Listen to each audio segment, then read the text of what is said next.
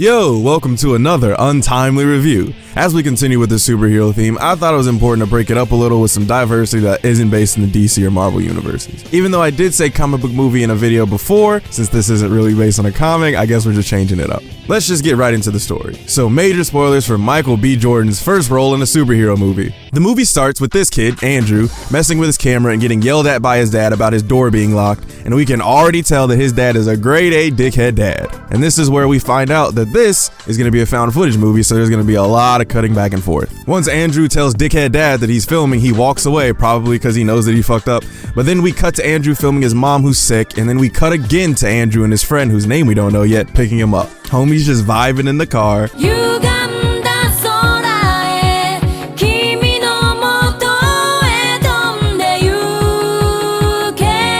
Then we get him talking about philosophy, which is a weird transition, but I like it. And we see that him and Andrew were driving to school. Andrew goes in while his homie stays back in the car for a while. We cut to inside the school, the outside of the school on the football field where Andrew eats lunch. And since he just never stops filming, the cheerleaders think he's being a creep. Not a very good start to his day. And then right after that, some bullies come and make his day even worse. Then school's over, and homie and Andrew are back to driving when the homie tells him that there's gonna be a party at this abandoned place called Haven Hills. Andrew isn't the party type of guy, but the homie is trying to get him to be more social. When Andrew gets dropped off at his block, we see even more guys that want to fuck with him, and we cut back to him in his room watching footage from the day and getting a light for his camera, but he can't have fun in the house, so dickhead dad comes in, beats him, and leaves. The next scene, we find out that the homie's name is Matt, and him and Andrew are driving to the party. Once they get in, we see that Matt is kind of a shitty friend for trying to dip out on Andrew, but it also seems like he wants Andrew to be his own person. Anyway, we get some cuts to the party, and Andrew sees this girl with a camera too, but he's not really feeling it and tries to walk away, but she's definitely an extrovert, so she stops him and asks what he's filming for.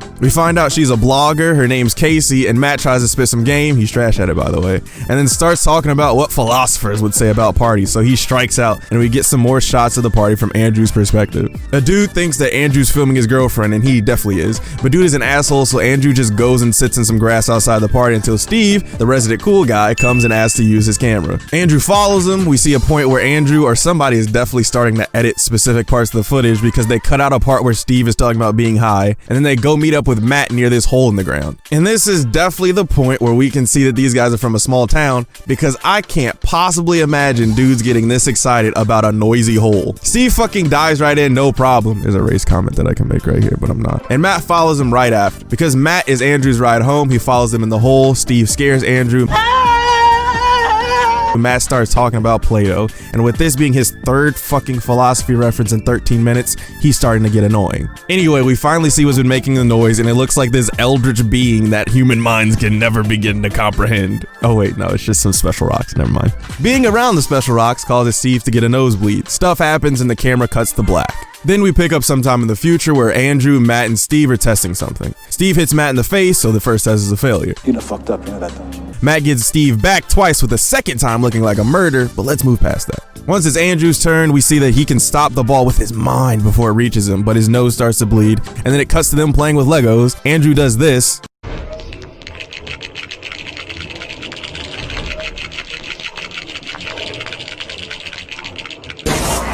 And we find out that these guys have been hanging out and working on their powers for about 3 weeks. After the bro down, we see them all driving to the magic hole again, but this time we see it's caved in, and we find out that he actually left his old camera in there, so it makes me wonder if he took the footage out and dipped, or... Wait, this is just a recap, I'll get into that later. Some troopers tell them to leave because the ground is unstable, and we pick back up with them in the car. Wait, is that the Space Needle? These dudes live in Seattle and we're that hype about a noisy cave? That's the craziest part about this movie so far.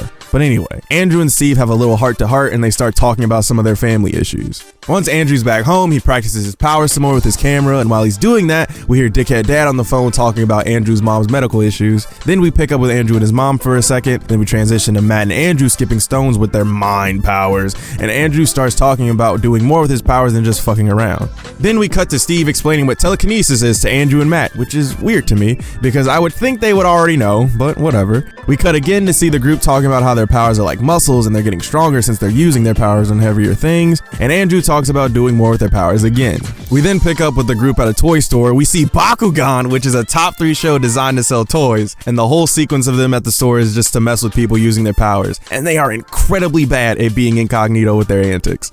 After that, the gang go to a diner, and there's this scene where Andrew has both Matt and Steve in the shot, but he changes the focus when one of them talks. It's dope. And we get some more insight into these guys' characters in the diner. In a parking lot, this man Steve decides that they've been doing kid stuff, so he moves an entire car. We pick back up with them in Matt's car driving when they're all hype about what just happened, but because some dude is tailgating them super hard, Andrew decides to mess with the driver, but he actually just sends them into a ditch and into a river. Steve gets the guy out, but when Matt starts calling the cops, Andrew is trying to stop him. The cops show up and we cut to the gang in another parking lot talking about what just happened. Matt then makes 3 rules for their powers going forward. 1. They can't use their powers on living things. 2. They can't use their powers when they're angry. And 3. They can't talk about their powers with others and shouldn't use their powers in public. Again. After that, Andrew is in his room filming while Dickhead Dad yells at him, and we cut to Andrew and Matt driving. And there's some tension between Matt and Andrew since, you know, he almost killed a guy.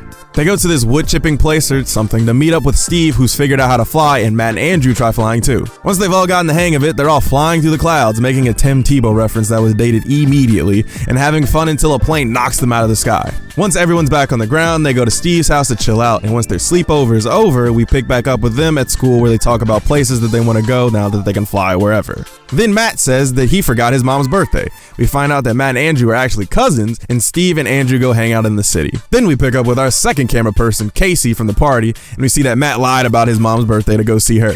We find out that he is really bad at having a conversation with her, and then we pick back up with Andrew and Steve in the city. They have some fun, but then they start talking about some more personal conversations about Steve's parents and their situation. Andrew talks about how he feels now that he has 2 friends, and Steve tries to get Andrew to do the talent show with him. Before the talent show, Dickhead Dad is wondering how he gets to school since Matt isn't driving him, and you know they're flying. And instead of being a concerned parent, he's just a dick about it. It's the night of the talent show. There's a band, a dance crew, this girl singing beautifully, but we're here for Steve and Andrew's performance, so they don't matter. Anyway, before that, we get Casey and Matt having some banter through their joint filming of the talent show, and then it's showtime. And they immediately break Rule 3 about using their powers in public. Not once, or twice, or even 3 times, but 4 separate times in one performance. Guess those rules don't matter anymore, huh?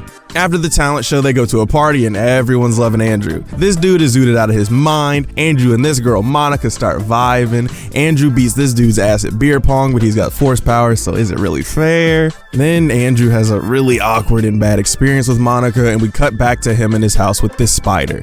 And it's in this moment that Andrew really becomes a supervillain because of this.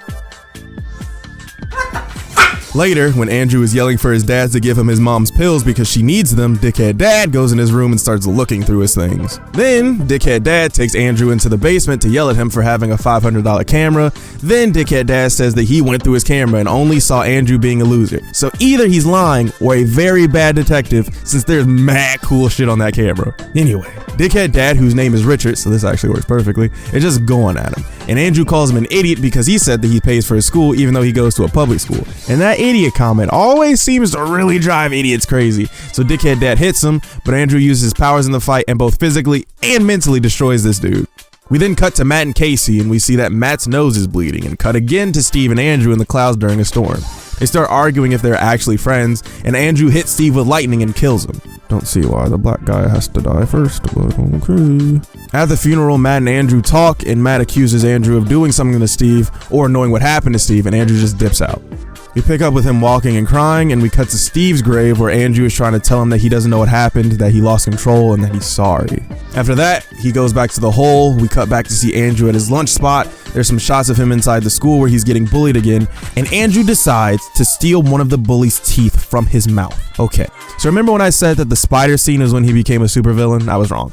This is where he becomes a supervillain because he's in the bathroom doing a self-interview about how he took bro's teeth out. What the fuck? After that, we pick up with him in a junkyard talking about natural selection and being an apex predator, and the supervillain vibes just keep ramping up during his speech. Then, he just gets scary when he crushes this car with what looks like very little effort considering what he just did. We cut back to him at home watching the teeth video, and Matt shows up to press him about what he did at school. They start arguing. Andrew is talking big shit to Matt, and when Matt tries to swing on him, Andrew catches that shit like the ball, and Matt lets him go. Andrew goes to pick up his mom's medication, but he doesn't have the money to pay. Once his dickhead dad leaves, Andrew takes his old fireman gear, wears it, and goes to rob the guys who bully him on his block. He molly whops these dudes, no contest. After he counts their money, he realizes that he doesn't have enough, so he robs a gas station. The guy comes out with a gun. Andrew wipes that shit away easy, but it ends up hitting a gas canister and blows up the whole place, and this is where we start using security cam footage with Andrew's cam. Andrew ends up in ICU, and Dickhead Dad has to come see him, probably because of all the crime so far. Dickhead Dad has the fucking audacity to try and say that his mother passed away because he was out looking for Andrew, and that he was always there for his mother, while Andrew was out with his friends. Bitch! This is all why Andrew is still unconscious, and he has the further audacity to say that Andrew needs to apologize to him. Bitch! Then Andrew blows the room up. We then cut to Matt at a birthday party with Casey recording, and we see what's happening with Andrew from the news. They both drive to the hospital, and they see Andrew dropping his dad from about the height of the hospital, but Matt saves him. They drive away for a bit, but then Andrew picks the car up and brings them to the top of the Space Needle, but before it falls, Matt saves Casey. Once she's safe, Matt tries to calm Andrew down outside of the Space Needle, and in the middle of the conversation, Andrew throws a bus at Matt, and they start fighting all over the city. Once they come to a stop because Andrew's knocked out for a bit, the cops fucking shoot Matt, who obviously wasn't the one who needed to be shot, and Matt and Andrew start fighting again. When they come to their second stop, Matt tries to reason with Andrew again. It doesn't work. And the cops open fire on Andrew, but because this dude is running off a crazy power now, he stops all the bullets and just force pushes everyone away. Because Andrew is in a Broly-like just angry state, Matt is forced to kill him and flies away. We pick back up with Matt flying to Tibet, which is the place that Andrew said that he wanted to go earlier, and then the movie ends with Matt leaving a video message for Andrew telling him that he loves him and is sorry. Alright, now that the story is out of the way, what did I think? So I remember liking this movie the first time I saw it back in whenever, but this time I honestly love this movie. I think the biggest part of that is because this movie never really loses pace. With almost every scene, there's a very specific reason and energy to it that carries it throughout the movie. At first, it doesn't really feel that way when we dart around Andrew's life with little like 10 or 20 second scenes, but then near the end of the movie, things start to either call back or make sense. For example, that scene where he talks to his mom at like a wharf or something for some reason, where she tells him to say that he's stronger than this, gets brought back up again at the end, and I just really like stuff like that where things take time to really develop. This movie is only an hour and a half, and while some other movies that length will just take their time and feel bloated because nothing really seems to be happening, this movie avoids that by having character moments that actually seem to affect the characters in meaningful ways and isn't just dialogue to fill space. But without the actors, the dialogue wouldn't matter anyway. So out of the main group, I think Dane Dehaan, who plays Andrew, does a great job. You feel his awkwardness and the emptiness of his characters just from his mannerisms. Michael B. Jordan, who played Steve, is pretty good. He's good in the jock popular kid role and it works for him. Dickhead Dad, played by Michael Kelly, doesn't really do much, but he plays a dickhead really well, so good for him. The only character that I have a problem with is Alex Russell's character, Matt. Matt kinda doesn't do too much and isn't really that interesting. Like, he talks a lot about philosophy and psychology, but none of it seemed to really matter unless I missed it, and aside from the ending, him being a part of the group was kinda inconsequential. I also want to talk about the found footage part of the movie and where I like it and where I think it's kinda weird. So I really like being able to see things from different characters' perspective. I think for this type of story, it works really well and gives more interesting angles than you see in a regular movie. But I wish the cameras made more sense in the story. Like, I know part of the footage we see comes from the police doing their investigation of flying telekinetic kids, but there's some parts due to the way the scene goes or what happens to the camera that we shouldn't be able to see the footage. Personally, I thought that we were watching it after the fact. Like, this was a story that happened in the past and we're just watching the events. But after the ending with Matt, it just feels more like the cameras were a framing device more than anything else. That's fine, I just wish there was a little bit more to it. The only reason I'm even bringing this up is because they went all out on keeping the camera as much a part of the story as the characters, so why not go the whole way? It just feels kinda cheap at the end. The only real criticism that I have about this movie is that it's a generic mad with power type of story. From the beginning, when we see Dickhead Dad yelling at Andrew, it's like they painted a target on Andrew saying, yeah, he's gonna stay miserable the whole movie. Overall, I really enjoyed this movie. The characters are great, and even though the story is a little by the numbers, it still works really well. It's too bad that after this, Dane Dehaan played in The Amazing Spider-Man 2, and Michael B. Jordan played in, oh fuck, there was a third one. So what did you think? Was this movie worth chronicling, or should I have left it in 2012 with Tim Tebow? Let me know what you thought and tell me what I should review next in the comment section below, and thanks for watching.